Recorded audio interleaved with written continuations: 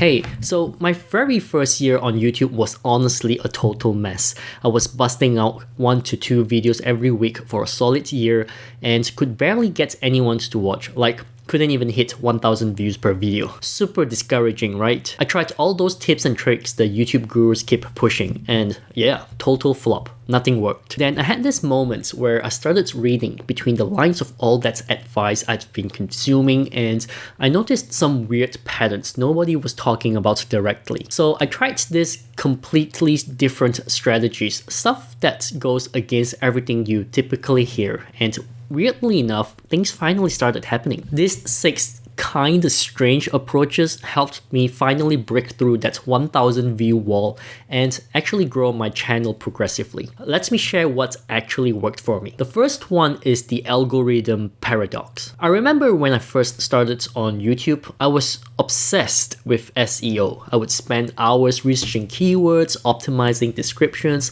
creating titles that were stuffed with searchable terms. I had spreadsheets tracking the perfect keywords for each video. And my content was, well, it was boring. It was technically optimized for search, but it wasn't optimized for actual human being. Then something interesting happened. I got frustrated with the whole process and decided to take a break from all the optimization. I made a video with a title that broke all the SEO rules. vidIQ was like showing 50 or 60% viral or something like that, but the content was conversational, slightly quirky, and focused entirely on catching human interest rather than the algorithm attention. That video outperformed my optimized content by a 20% margin. It is a strange paradox. The more you explicitly optimize for the algorithm, the less the algorithm favors your content. It sounds counterintuitive, but it makes perfect sense when you think about what YouTube is actually measuring. The best new SEO strategy is really not about optimization anymore, but rather it is creating content so compelling that viewers can't help but watch, share, and return. YouTube's algorithm has one primary goal: to keep people on the platform. If your content does that effectively, the algorithm will reward you regardless of whether you followed traditional SEO rules. Your title is much more important for generating human interest than for searchability. Write titles that make people curious, that speak to specific problems they are facing, or that promise a unique perspective, not titles that are optimized for search volume. The simplest way to go about doing this is when you create your next video, ask yourself this question: if I saw this title in my recommended feed, would I click on it immediately? And be very honest with yourself. The second one is what I call the conversation currency of YouTube. When I first started on YouTube, I was obsessed with view counts. I would refresh the page constantly after uploading. I would check YouTube analytics every 10 minutes, watching that number climb, or more often not climb. I thought that was the metric of success, but I was so wrong. View count is largely vanity. Comment count is what actually drives channel growth. And I do think the algorithm interprets comments as a sign of engagement, of viewers caring enough to participate and potentially push the video. This leads to a counterintuitive strategy. Polarizing statements that invite disagreements often build channels faster than safe content. And I'm not talking about being deliberately offensive. I'm talking about taking a clear stance on topics in your niche. So instead of making a video titled Tips for Wildlife Photography, you might create one called Why Most Wildlife Photographers Are Wasting Their Money on Gears. Some people will disagree, and that's exactly what you want. They'll comment to explain why they think you're wrong, others will jump in to defend your point, and suddenly the algorithm sees your video as conversation worthy. Of course, this method requires a very strong mindset and the ability to face rejection as well. You can also ask genuine questions you don't know the answer to create more engagement. If your channel is new and you don't get many comments yet, look at channels similar to yours and see what questions they are asking that generate responses. The third one is the perfection penalty. Alright, I just completely messed up what I was trying to say there, and I'm going to leave that in. You know why? Because it makes me human, and that's exactly what we're talking about next. There's this fascinating psychological concept called the pratfall effect, first documented by psychologist Elliot Aronson in the 1960s. He found that competent people who make mistakes are actually seen as more likable and relatable than those who seem perfect. Brené Brown explores this idea in a book, Daring Greatly, where she talks about how vulnerability, including our imperfections, is actually a powerful connection tool. She writes, vulnerability is not winning or losing. It's having the courage to show up and be seen when we have no control over the outcome. That's exactly what happens when you let your YouTube audience see the real imperfect you. Each stumble or retake you leave in builds more connection than any scripted perfection. Visible growth over time creates more loyal followers than appearing fully formed from the start. Flaws, especially showing your failures, prove you're human. They make you stand out in a world of curated perfection on social media. People don't follow perfect channels, they follow people they can relate to. So stop hiding your imperfections behind endless retakes and careful editing.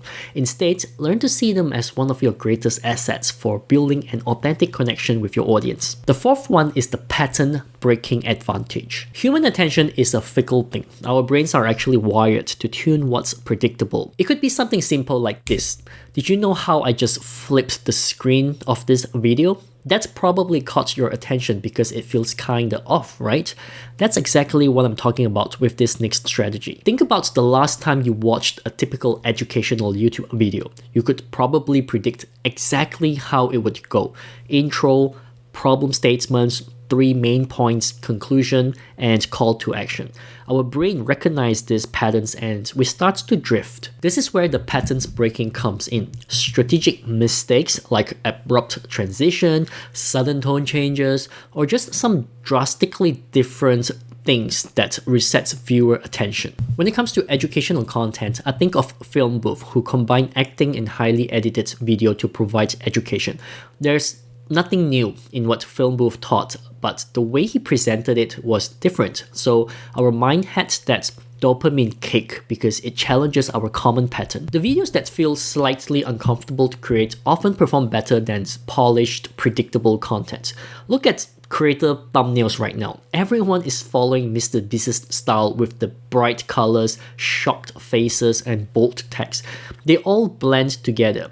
But when your thumbnails look different, not necessarily better, just visually distinct, they can catch the eye. So next time you're filming, try deliberately breaking your normal patterns. Switch locations mid-sentence, introduce a completely unexpected example, change your energy level dramatically.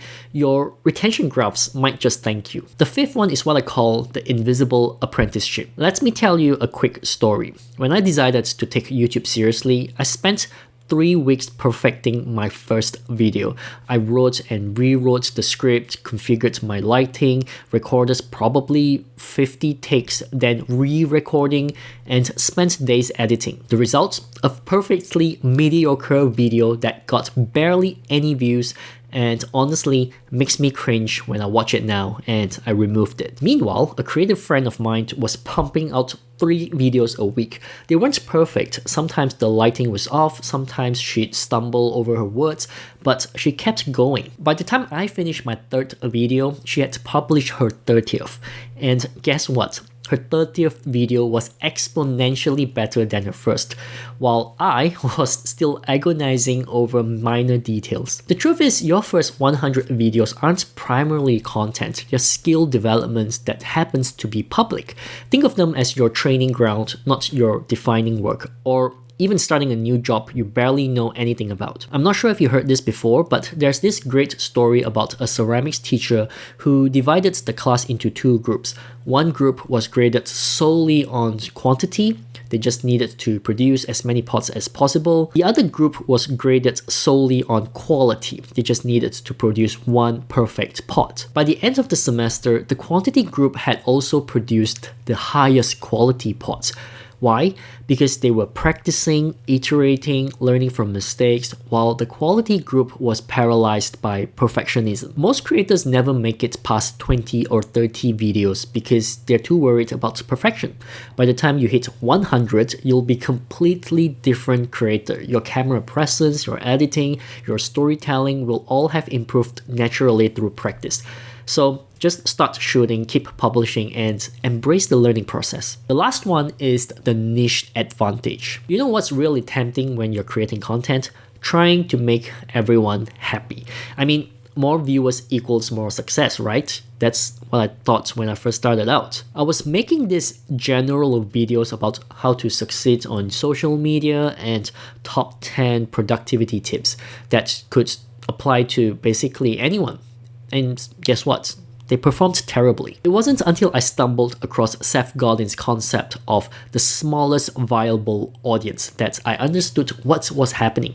When you try to please everyone, you end up delighting no one. Counterintuitively, addressing a smaller, more specific audience actually accelerates growth. This works because solving one person's exact problem in detail attracts thousands of similar specific challenges. Think about it from the viewer's perspective. If you're struggling with your basil plants dying, which video are you more likely to click on and watch all the way through? 5 mistakes beginner gardeners make, or why your basil dies within 3 weeks.